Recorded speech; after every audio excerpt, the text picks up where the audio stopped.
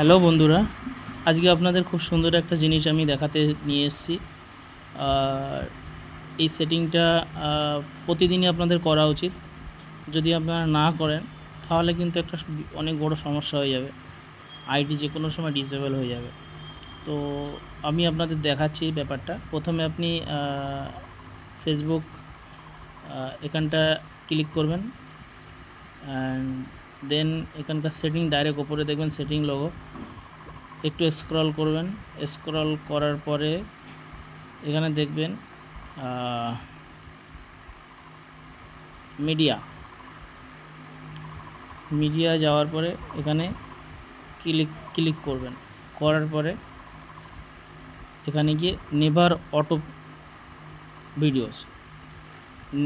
Auto play ভিডিওসে click করবেন। এই সেটিংটা করে রাখবেন।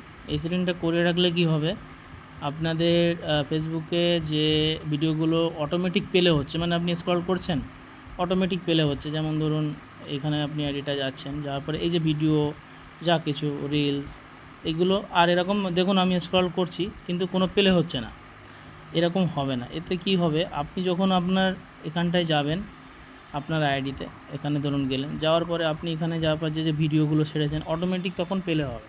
আর এগুলো অটোমেটিক প্লে, নিজের ভিডিও যদি আপনি নিজেই সবসময় অটো প্লে হয়ে যায় আর নিজেই স্ক্রল করেন, তখন কিন্তু ফেসবুক আপনাকে অবজেকশন করবে যে তার মানে আপনি আপনার ভিডিওগুলো বারবার নিজেই দেখছেন।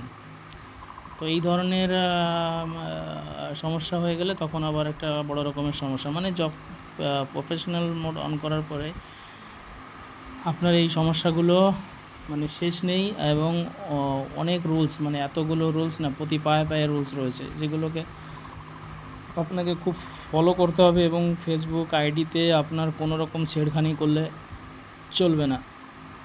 যদি আপনি কোনো রকম ছেড়খানি করেন ছোট ছোট ব্যাপার নিয়ে, যেমন 1 নম্বর হচ্ছে যে কাউকে ফলো, লাইক, কমেন্ট করো, এইগুলো বললেই আপনার আইডিতে সমস্যা এসে যাবে।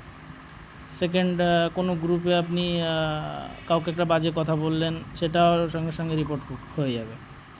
মানে ফেসবুক আপনাকে সবসময়ের জন্য কিন্তু ফলো করছে, যেহেতু আপনি প্রফেশনাল মোডটা অন করে নিয়েছেন, এবার আপনাকে সবসময়ের জন্য আপনাকে আর কি ফলো করতেই তাহলে আছে, এরকম একটা ব্যাপার। আপনি হয়তো ভাবছেন আমি আমার আইডি আমি যা খুশি করছি, কোনো ব্যাপার না, কিন্তু না, ফেসবুক প্রফেশনাল মোড অন করার পরেই ফেসবুক আপনাকে যে সেটআপগুলো দিচ্ছে, যার জন্য সেখানে সেই সেটিংগুলো যখনই আপনাকে দেবে তার জন্য তারা বসে রয়েছে যে আপনি ফেসবুকে কী করছেন, কীভাবে আপনার রুলসগুলো ফলো করছেন কি না, আইন মেনে চলছেন কি না।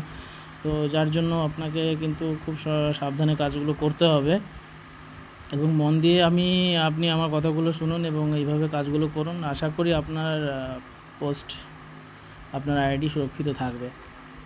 ধন্যবাদ বন্ধুরা আমার ভিডিও দেখার জন্য। আসলে আমি ভিডিওগুলো এইভাবে জাস্ট করছি আপনাদের জিনিসটা বোঝানোর জন্য। আমি এমনি স্ক্রলের মাধ্যমেও করতে পারতাম, বাট ওভাবে করলে না সেই আইডিগুলোর আপনার যে ভিডিওগুলো করা হয় সেগুলো ঠিক ভিউজ আসে না এবং ফেসবুকে সেগুলোকে করে না। ঠিক আছে, থ্যাংক ইউ ভেরি মাচ সবাইকে। নেক্সট যে ভিডিওটা করব বা কিছু, সেটা আপনার পরে দেখতে পাবেন।